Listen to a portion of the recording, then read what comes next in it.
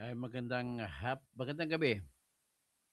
Ang ating pong pag-usapan sa ngayon ay patungkol po ito sa i-explain ko sa inyo sa maigsing paraan kung ano ba itong desisyon ng Supreme Court tungkol po sa PhilHealth na kung bakit diniklara ito na null and void ng Supreme Court sa pangkabuuan.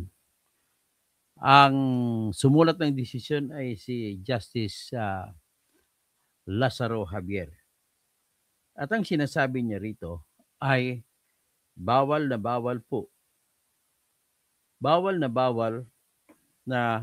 gumawa ng isang probeso sa batas ng pagsagawa ng budget kung ang ito ay lumabag sa isa pang batas na patungkol hindi sa budget kundi sa ibang batas.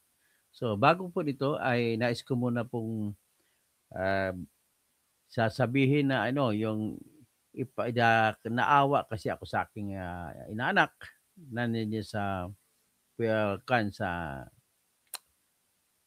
Sukat, Parañaque ay yung Tio Paeng na restaurant nila. So advertise ko lang. Marami pala sila mga pagkain inaalok na yung mamurahin. Ah, Mamili kayo, marami silang mga items na gano'n. At sila po ay nag-intimate sa akin na Ninong, mukhang nag-isip kami ng aking mister na anak mo rin na baka lilipat kami sa abroad kasi mula nung ah, panahon na ni BBM ay bumagsak yung sales namin. So, yan ang sinabi niya. Actual yan na nangyari sa kanila. Sabi ko, sige, huwag mo na kayo, maghunos dili mo na kayo. Tutulungan ko kayo, i-advertise ko yung produkto sa mga aking subscribers na malapit-lapit yan sa Sukat, Parañaque. At sa Metro Manila, kung gusto naman magliwalayo, kahanap ng ibang restaurant na makakainan ng isang mga family dinner. Okay? So, ito po yung tinatawag na restaurant na Tio Paeng. Ito ay eksperto po sila sa mga ribs, no? So, yan ang ano nila, eksperto nila. Aking ngayon, ipapakita yung mga produkto nila. Mabilisan lang po ito. Just bear with me.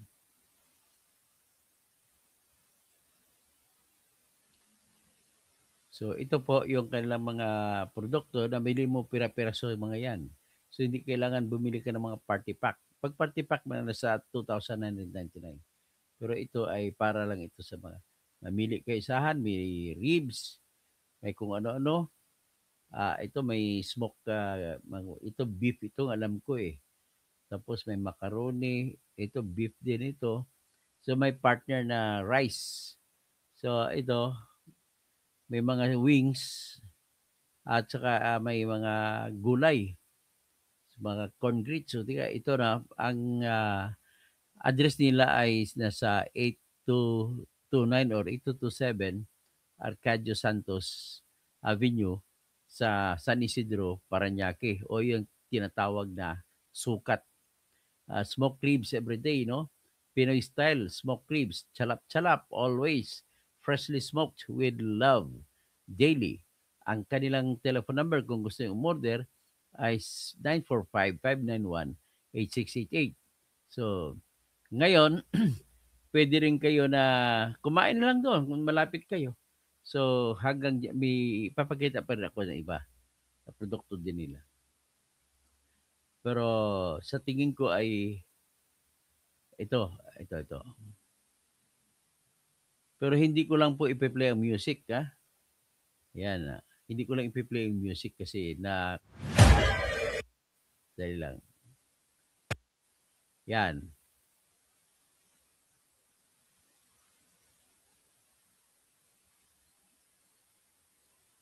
Yan po yung produkto na ang ribs, yung smoked ribs. Oh, yan. Meron din sila dito na iba, hindi ko lang i-play ang music.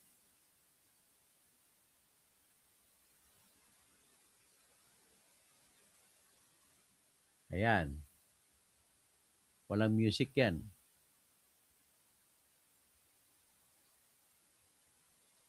Okay. So, with that, marami-rami na ng audience. Sige pa, patapusin muna natin ito. So you're in Pfizer, Ireland, Mr. Vency, 29. Maraming salamat po.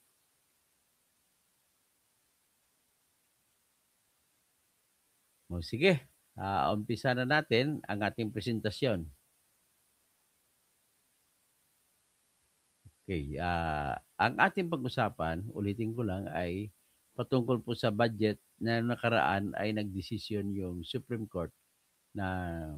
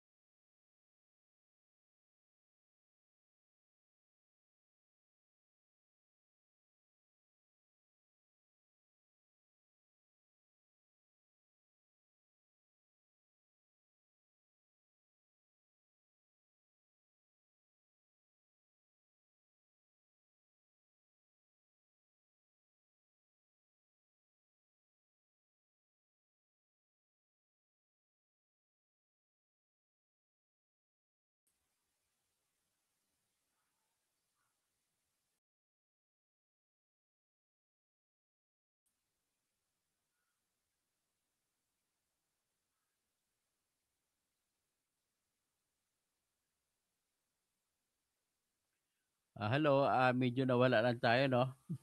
Marami na talaga umaatake sa akin. Hindi ko alam kung mga kakampi ni BBM itong umaatake sa akin. Biglang nawala. But then, anyway, ay naibalik na natin at meron akong ginawang diskarte na sa tingin ko naman na hindi nila kayo tayang patayin. Okay. Ang ating pag-usapan po sa ngayon, itong desisyon ng, ano, uy, bakit ganun?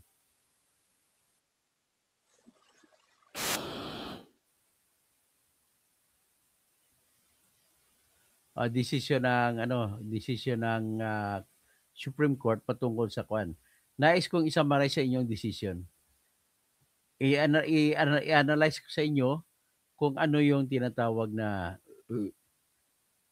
ang nakikita nyo ngayon, ito yung hindi decision na nakita nyo ngayon.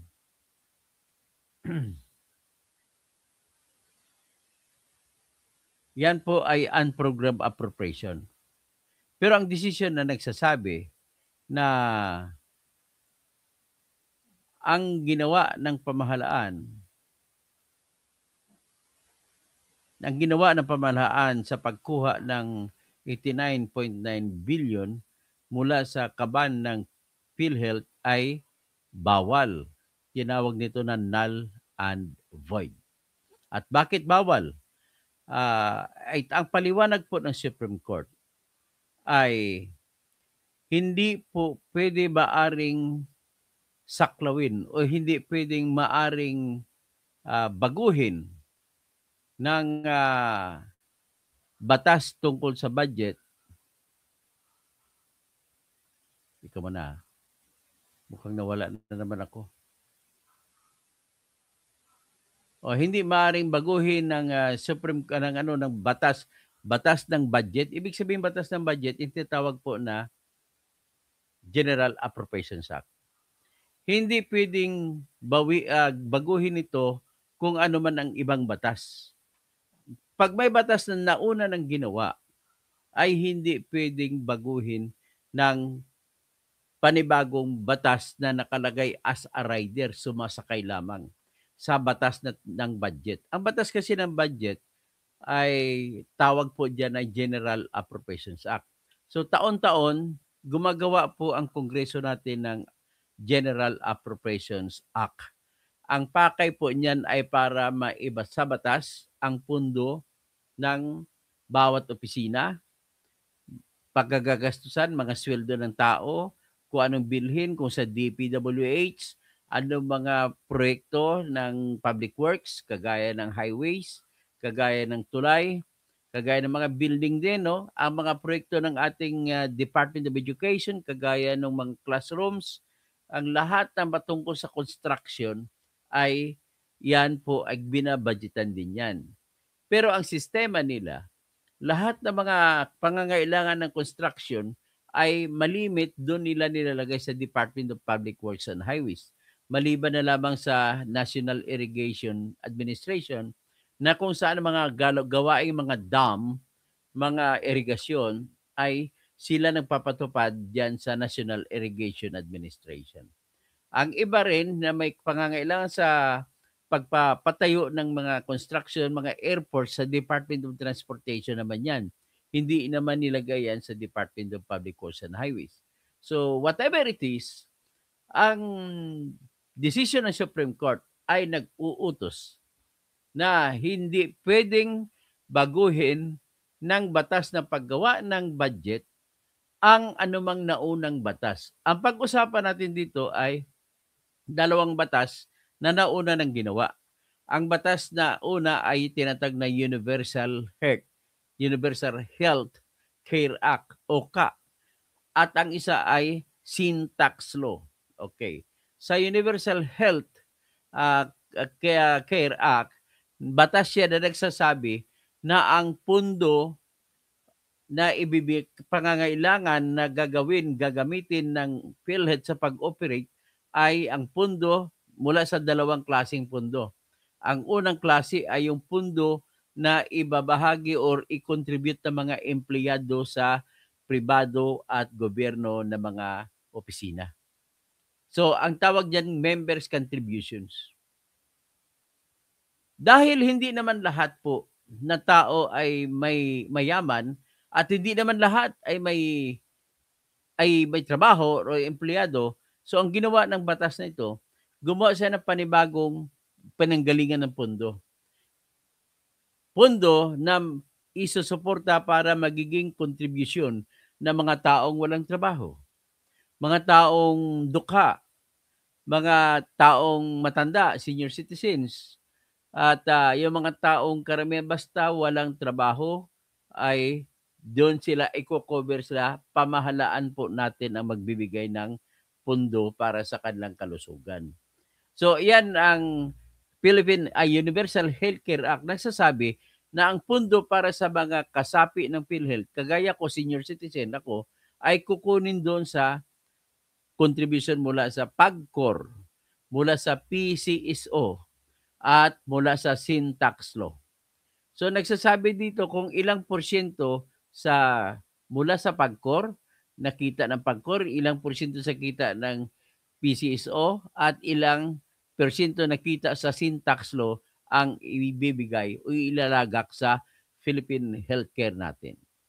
So ulitin ko lang, yung mga pundo na galing diyan sa Sintax, PCSO at saka PAGCOR, yan pong pundo na sasagot sa dapat contribution sana ng mga Pilipino na walang trabaho, Pilipino na mga senior citizens, Pilipino na mga PWDs, at yun lang ang tatlong uri ng Pilipino na nilalagakan. Ibig sabihin, itong mga Pilipinong ito na walang contribution ay sila po kinukonsidera na hindi kaya ang magbigay ng kanilang contribution para sa PhilHealth.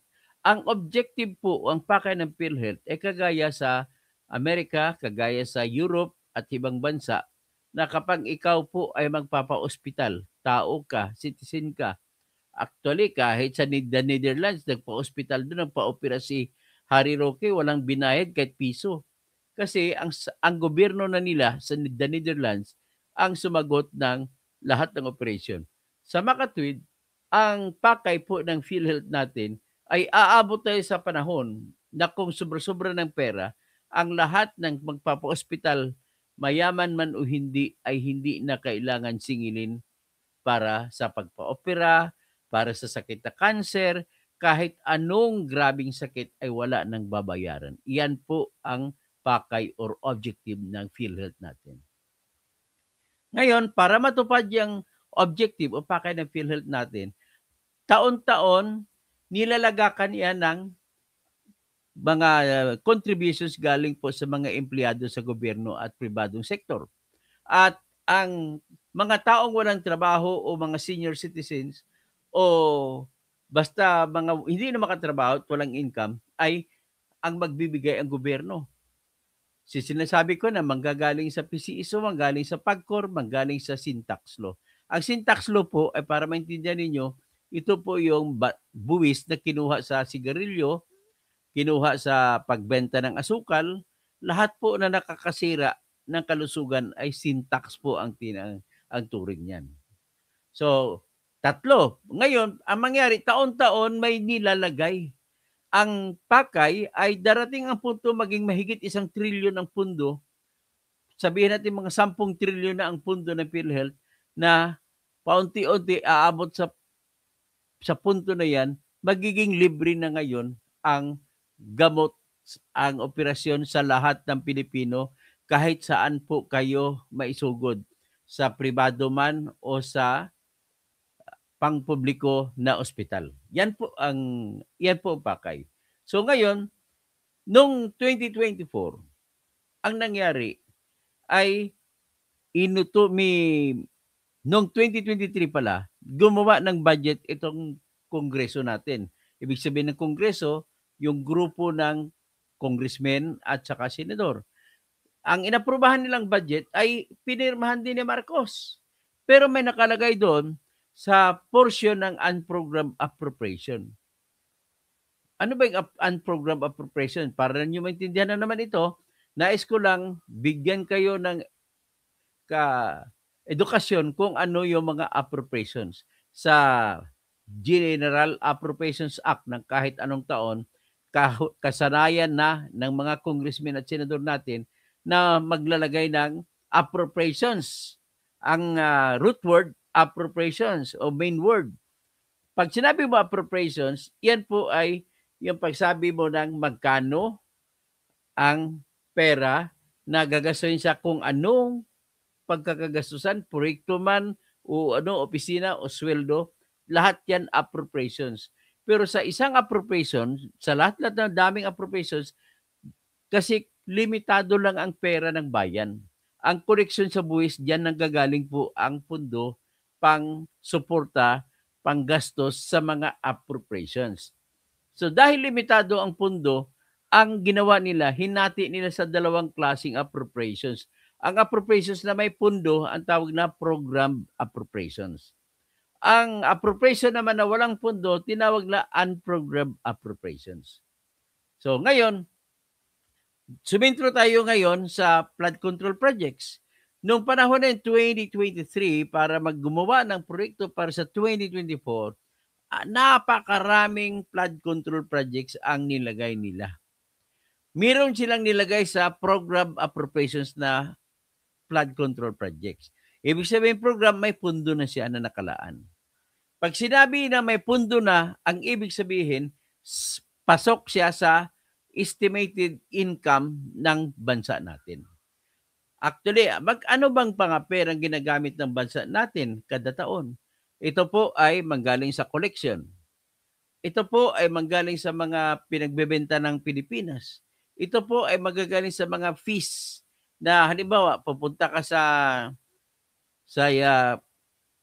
pupunta ka ng Registry of Deeds, pagpapatitulo ka.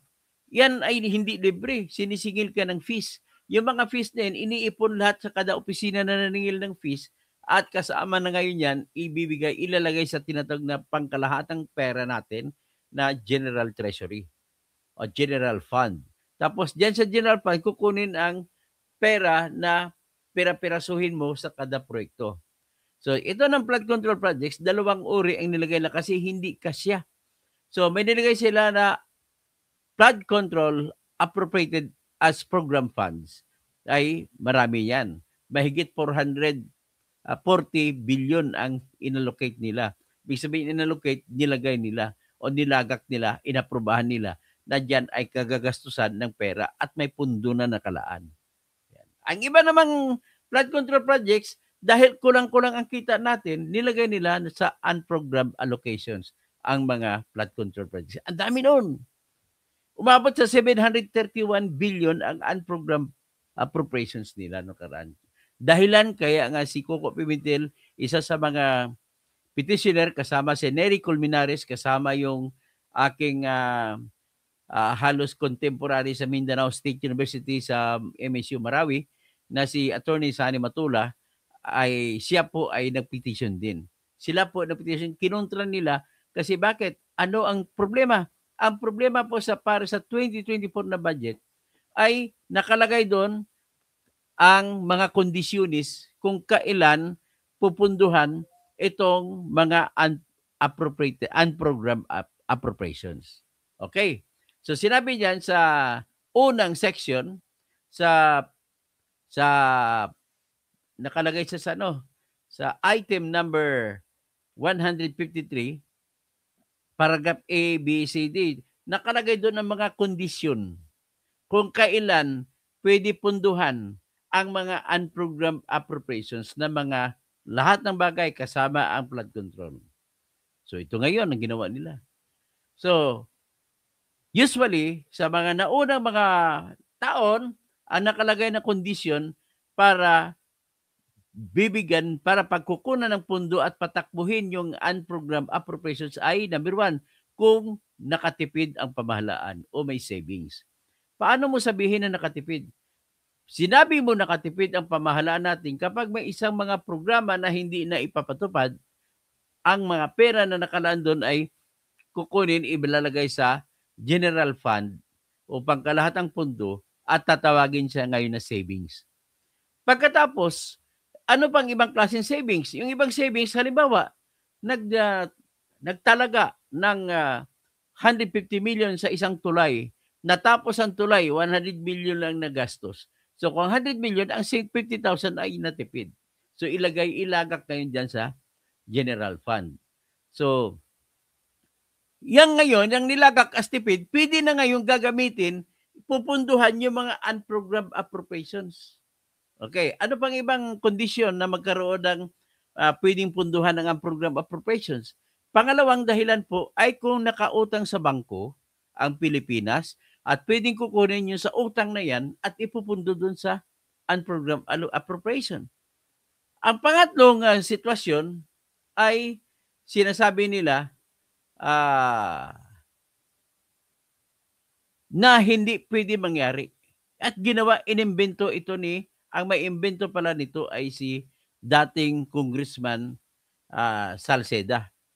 At pinatupad naman at pinasok nila ni Saldico. Yun yung pangatlong basihan na pwede mo ngayon gagamitin, punduhan yung unappropriated fund, unprogrammed appropriations, o di ka appropriation na walang pundo, pwede mo nang punduhan ngayon kung may makukuhang mga savings naman, excess funds ang tawag, na may sobrang pundo sa mga public corporations natin. Ano yung mga public corporations kagaya ng PhilHealth? May sarili siyang board na magdedesisyon na magpatakbo sa kanilang pera na kinita, yung autonomous siya sa gobyerno natin. Pwede siyang tumakbo kahit papano. Isang ahensya rin na may sariling board ay yung Maharlika Investment Corporation na bagong-bago yan. Isa ay GSIS. Ang isa dyan ay SSS. Ang isa dyan ay Pag-ibig. Ang isa dyan ay Socialized Housing Finance Corporation. Ang isa dyan ay yung mga bangko naman natin. Land Bank of the Philippines, Development Bank of the Philippines, at saka yung Veterans Bank. Yan po yung mga kagaya niya ng ating tinatawag na mga ahensya ng gobyerno that I call as government-owned and controlled corporations.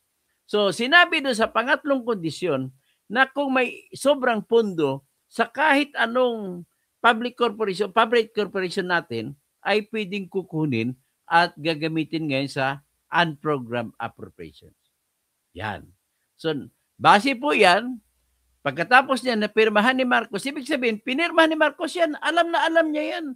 Ang ibig sabihin, sa simula pa lamang, may maitim na balak na si Marcos, kasama niya si Ralph Recto, kasama niya si Saldico dyan, kasama si Romualdez, nasama din ang mga senador. Siyempre, mga senador naman, binigyan din ng sariling pundo para hindi magreklamo. Kaya binigyan maraming pundo si Chis Escudero, si Grace Poe, sila ni Jinggoy, sila Joel Villanueva, at saka senador pa noon si Bong Revilla. Marami sila binigyan. Pati si Nancy Binay binigyan ng pundo. Pati si Mark Villar binigyan ng pundo. At may iba pang senador. Okay, anyway, ang nangyari para binigyan din sila para hindi magreklamo. At inaprubahan at napirmahan. So ngayon ang nangyari, dahil aprobado na, alam ni Ralph Recto na yung PhilHealth ay may sobra na 89.9 billion. Pero ang sobra na yan, tinawag nila yan na reserve fund, hindi excess funds. Reserve fund sapagkat po, nakalagay naman po sa batas ng PhilHealth, kapag may reserba silang pundo, nilalaan po yan sa may mga ospital na naman, dyan kukunin ang pundo. Pero sa batas naman ng PhilHealth, nag-uutos na kung may sobramang pundo, ito ay pwedeng gamitin lamang sa ganitong mga sitwasyon. Number 1, kung gusto na ng PhilHealth paliitin ang contribution ng bawat members sa mga empleyado ng pamahalaan at mga pribadong sektor, diyan kukunin ang pundo. Pagpaliit, imbes na dati babayad sila 500 pesos a month, magbabayad na sila ng 500. 300 halimbawa. Tapos, ang utos din ng batas, kung hindi diyan gagamitin diyan sobrang pundo or reserve fund, hindi sobra kundi reserve fund, na para palawakin ang serbisyo ng PhilHealth. Kasi dati serbisyo hindi sakop ang sa kanilang cancer, hindi sakop ang dialysis, hindi sakop ng iba mga TB, kung ano na ibang mga sakit. Pero ngayon, lumawak na po, pinalawakan nila, kasama na po konsulta. Kahit konsulta lang, pwede ka na, tawag dyan ay konsulta, serbisyo konsulta, pwede mong gamitin ang PhilHealth pambayad sa doktor na naniningil ng consultation fee. So, pinapalawak ang utos ng batas pag may excess, pag may reserve fund, na lumaki ang reserve fund, gagamitin din sa libreng konsulta, palawakin ang serbisyo. So, yan lang po ang sitwasyon. Pero pangatlo, pwedeng gamitin ang sobrang pundo sa anumang bagay basta may direct relationship sa pakay ng PhilHealth. So, ito ngayon. Ang ginawa naman nila ni Recto, nang dumating siya, naging Department of Finance Secretary siya, ang unang ginawa, dahil nakita itong provision na ito sa item number 153, section 1, paragraph D, kung hindi ko mali, paragraph D, na pwedeng gagamitin ang mga reserve funds o excess funds, tinukoy niya na excess funds ang reserve fund. Pero hindi mo technically matawag na excess funds ng PhilHealth yung sobra nila na 89.9 billion. So ang ginawa niya, binigyan niya ng memorandum ang president ng Pag-ibig na noon ay si Ledesma, kamag-anak ni Lisa Marcos, na ang 89.9 billion ay ilipat sa General Fund, sa pangkabuang treasury ng Pilipinas. Pagkatapos nilipat, inunti-unti niya pagpalipat nun. May 10 billion, 20 billion, hanggang sa 60 billion na ilipat na. Ang natira na lang 29.9 billion dahil timing din na nakapagsampa na ng petition sila ni Cuco Pimentel, sila ni Nery Colmenares, at saka si Sani Matula, ay nag-issue kagad ng TRO, Temporary Restraining Order, ang Supreme Court na huwag ilipat ang natitirang 29.9 billion. Kaya natigil doon. So ngayon, ang tanong nito, na desisyon ng Supreme Court na illegal, null and void, yung proviso ng batas na yun ang sasabi na pwedeng kunin ang excess funds. Sa makatwid, hindi mo na pwede kukunin ang reserve fund ng PhilHealth para ilipat, ibalik, gagamitin sa ibang pakay. Hindi pwede. Yan sinasabi ng Supreme Court. Dahil may nauna ng batas na nagsasabi na ang pundong yan ay para lamang sa PhilHealth at nagsasabi ang isa pang batas, sin tax law, na nag-uutos na ang ilang portion na ibibigay sa PhilHealth ay hindi pwedeng maaring baguhin ng batas patungkol sa budget. Ang batas na nagbabago ay budget. So, big sabihin sa Supreme Court, hindi pwede. No, pwede, senyor. So, kaya diniklara ng Supreme Court na null and void. So, nagdineklara na null and void, ay natapos na. Nagasta na yung 60 billion.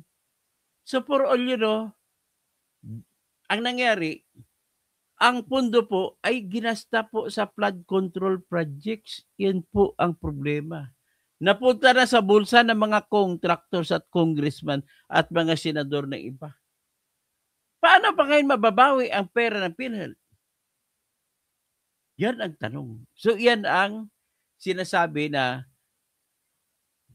damn if we don't do it. Hindi mo pwede tawagin damnum absque injuria, damage without injury. So ang nangyari, because of that, ay inutusan ng Supreme Court dahil naman sa pangako ni Recto, tinanong siya halimbawa, kung kami Supreme Court, magdesisyon kami na bawal yan, null and void yan, saan kukunin ang pundo para maibalik ang pundo ng PhilHealth? Sabi niya, ilagay lang po sa 2026 na General Appropriations Act. So, ito ngayon, ilalagay doon para sa sunod na budget.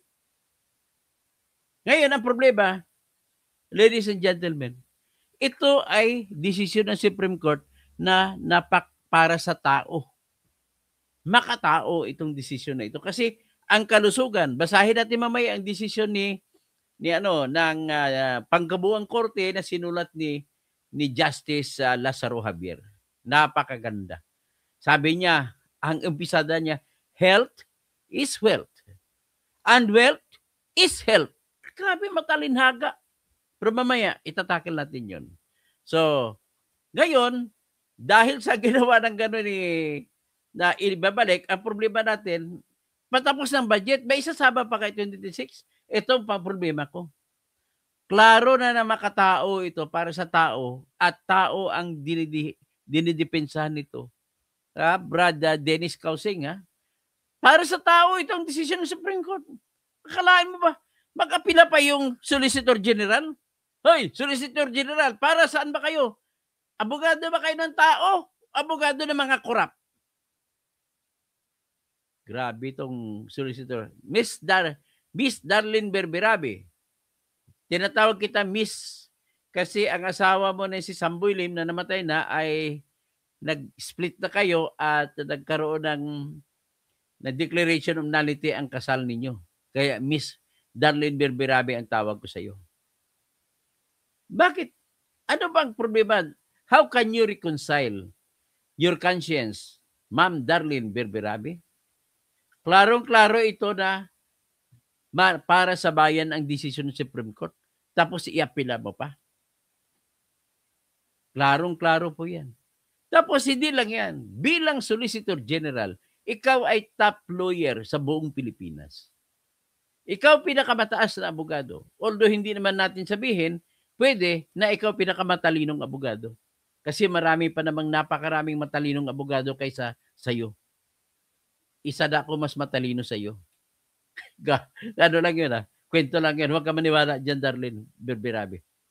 Ang punto lang dito is, may kapangyarihan ang Solicitor General para mag-aral, para malaman kung anong posisyon ang gusto niyang kukunin. Posisyon ba ng mga gobyerno na corrupt o posisyon ng mga tao?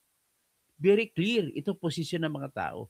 At no less than the Supreme Court has said, at Miss Berberabe, you have now no more authority to say na magsampa, iapila mo pa. Bakit? The moment sa pagkakataon na nagsalita ng Supreme Court, ay sabi, the Supreme Court has spoken. Ang lahat po ng desisyon ng Supreme Court ay kasama na sa batas. Nakalagay po yan sa Article 8 ng ating Civil Code of the Philippines that all decisions of the Supreme Court pertaining to the issues in any case form part of the law of the land. Kaya hindi mo pwede kontrahin yan, Miss Darlene Berberabe, sapagkat po batas na po yan. Sa ngayon na nag-usap tayo, batas na po yan. At ikaw ay obligado na idepensa mo yung batas. Kaya wala kang personalidad para iapila mo pa ulit yung decision ng Supreme Court na nagdeklara na yung pagkuha ng pundo ng PhilHealth ay null and void. Klaro ba? Ay, nako. So, ganoon po ang pinaka-problema natin. Para sa tao yan kasi, ang objective, pag ibalik ang pera, padamihin, palaguin ang pera, para dumami, para ni sinasabi ni Cassandra Daisy, darating pong panahon na yung sakit mo hindi naman kailangan ma-ospital ka. Patingin ka sa doktor, libre na dapat yan, babayaran ng PhilHealth. Pagkatapos, pag diresitahan ka, libre na dapat yan. Yan ang ginitingnan ko na dapat magiging matutupad ng PhilHealth.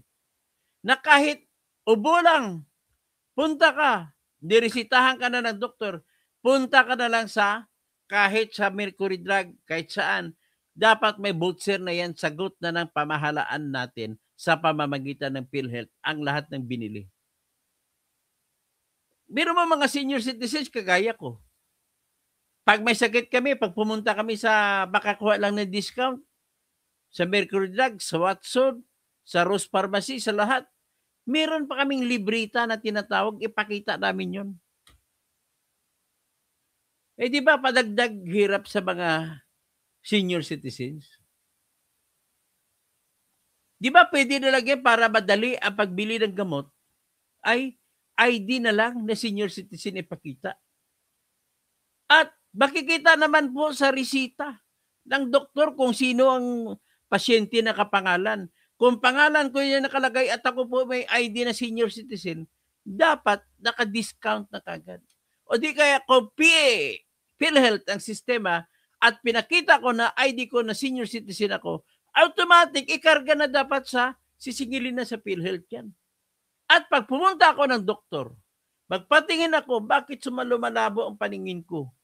Bakit parang gano'n, hindi mo alam, vertigo pala sakit mo. Pupunta ka nga sa doktor.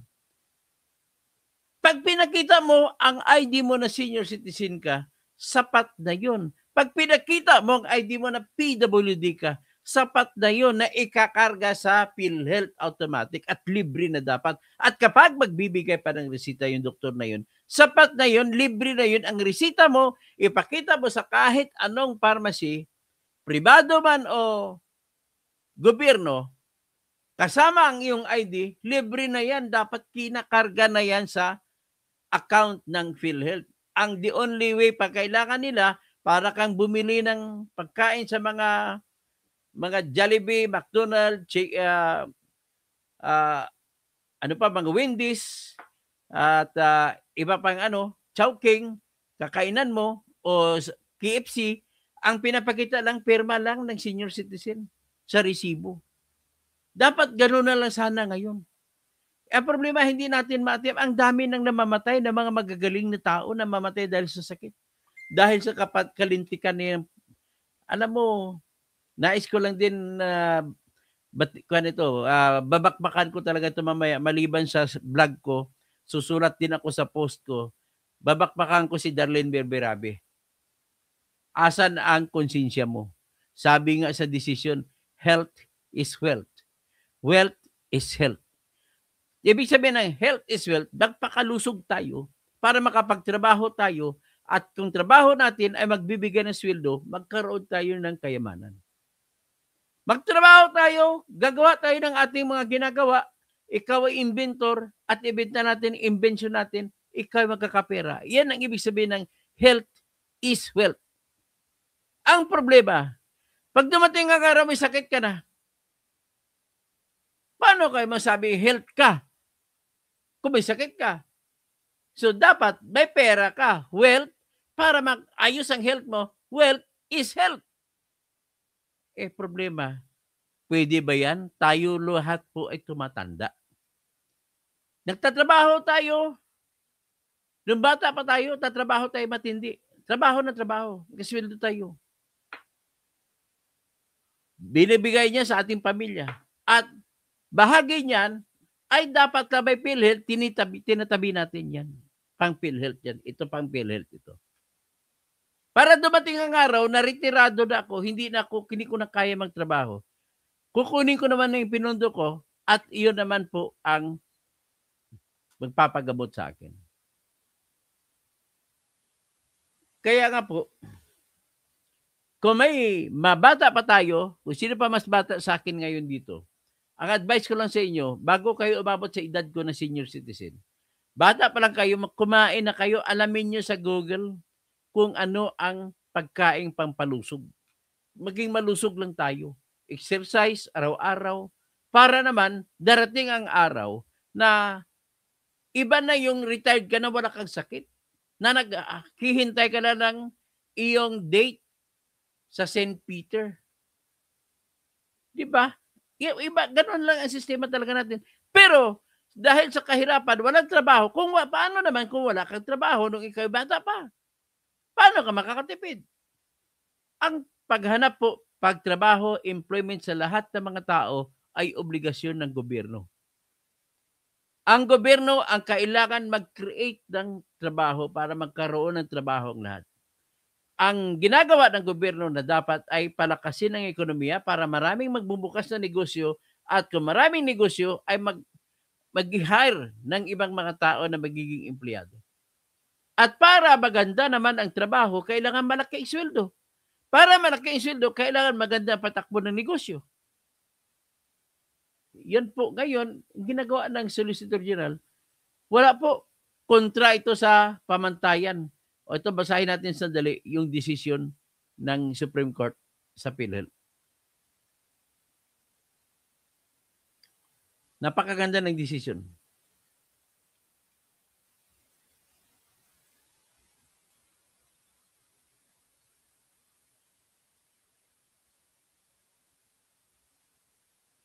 Ito, dali lang.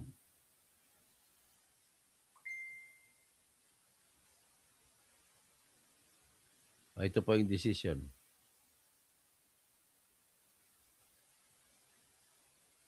Nakita niyo yung decision, palaking ko.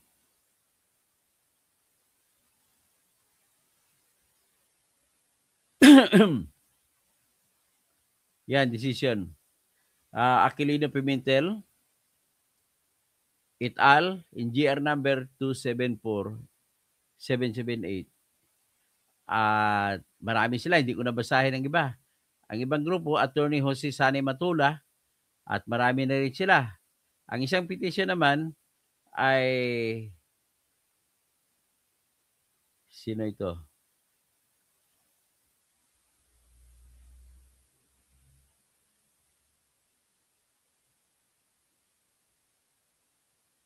Ito, Bayan Muna Chairman, Nery Colmenares. So lahat po yan ay kalaban ang Uwan Sambayanan. Meron din pang-apat na petition. Yan po yung decision. So tapos tinanggal na respondent si President Marcos kasi immune from suit siya. So anyway, nakalagay dito, House of Representatives represented by Speaker Ferdinand Martin Romualdez, Senate represented by Francis Escudero, at saka Department of Finance, Rob Recto, as Executive Secretary Lucas Bersamin, saka PhilHealth na si Emmanuel Ledesma. So yan po. Ang sumulat ay si Justice Lazaro Javier. So ito po ang sinulat niya. Health is wealth. Di ba? Wealth, sabi niya, health is wealth, but health is also wealth. Yan, sinabi niya. In the Philippines, The age-old adage health is wealth is not just wisdom. It is a warning. When 42.7% of the healthcare expenses are paid directly out of the pocket of the Filipino families, there is that painful truth that wealth is wealth. And for too many, ibig sabihin, ang mga pamilya na nagbabayad ng pang-ospital, kailangan meron silang kayabaran para magkaroon ng kalusugan. Yan ang ibig niya sabihin dito. So, dapat mawala yung health is wealth. Wealth is wealth. Mawala yan kung sapat po ang pera ng PhilHealth. So, sabi ito, consider a story recently aired on national television. Healthcare costs seen to rise in 2005 insulted ang kwento na yan. A father, working class and devoted, suffered a stroke, worsened by diabetes. His leg was amputated. The hospital bill reached 400,000 pesos. Even after discounts, his family was short by 65,000 pesos. They borrowed money to be able to pay, and debt began its cruel descent. But the costs did not end at discharge. Medications, therapy, and home adjustments followed. Unable to cope, they rationed his prescription, not out of neglect, but necessity. Their budget left no other option. This is not an isolated tragedy. It echoes across thousands of Filipino households, unheard, unseen, but no less real. It forces us to confront a chilling contradiction. What good is a constitutionally guaranteed right to life when the right to health remains financially unreachable? Yan. Ibig sabihin po, pwede natin i-shortcut na ang right to health is equivalent to right to life. So kung ang right to life, you can never be deprived of life if there is no process of law that should have been undertaken first. Ay, ibig sabihin, hindi rin tayo pwedeng i-deny ng health without due process of law. Ganun po ang ibig sabihin yan. Okay, let's proceed. The deafening silence looms between law and lived reality. The right to health is not abstract philosophy. It is the heartbeat of the right to life, the foundation on which all other freedoms stand. So, the right to life, iyan ang pundasyon ng lahat ng ibang mga kalayaan natin. So, it is primus inter pares, the first among equals, in the constellation of rights that uphold human dignity. Illness does not strike in isolation. It devours entire families. It robs children of opportunity, breadwinners of strength, and communities of resilience. Without health, our capacity to work, learn, vote, protest, parent, or others survive erodes. And with it, so does our ability to claim the other rights we hold dear. This is why the right to health is not merely important. It is enabling, elevating, empowering. A government that protects this right affirms the value of every human life. It anchors dignity in policy. It puts compassion into practice. But rights need resources. We fund our courts to defend liberty. We support education to unlock potential. We invest in national defense to preserve peace. Yet health is persistently underfunded. A paradox given how foundational it is. Why does the most immediate right remain the most neglected? To remain silent is to remain complicit. Those who are sick may not storm the halls of power, but their struggles must command equal urgency. Their pain is enduring. Their care must be treated as a core pillar of justice. Their quiet suffering demands loud, unwavering advocacy. The judiciary has a constitutional mandate to protect not only the abstract right to health, but the concrete right to accessible, affordable, and sustainable public health care. The Universal Healthcare Act is a landmark step. It speaks of inclusion, protection and equity, but laws are only as strong as the commitment behind them. And commitment needs funding, structure, empathy, and vigilance. We must demand a system that heals, then supports, prevents, and uplifts. Because when health becomes a privilege, life itself becomes a commodity. And in any society worthy of justice, neither should it ever be for sale. Health is never abstract or theoretical. It is intimate, immediate, non-negotiable. It must be safeguarded, not eventually, not someday, not 10 years after, but today. A healthy population is not just the bedrock of national development. It is the highest expression of our shared humanity. When our people are protected by a just and reliable health system, we do more than survive. We thrive, we dream, we hope. Kita mo, ganda ng pagkasulat ni, pagkasulat ni Justice Lazaro Javier. O, yun ang ending niya dito sa dulo. Tingnan natin ang ending.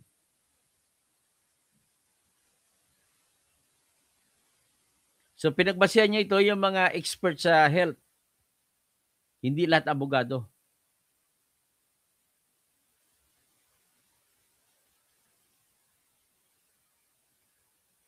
So, accordingly, the consolidated petitions and petition and intervention are partly granted.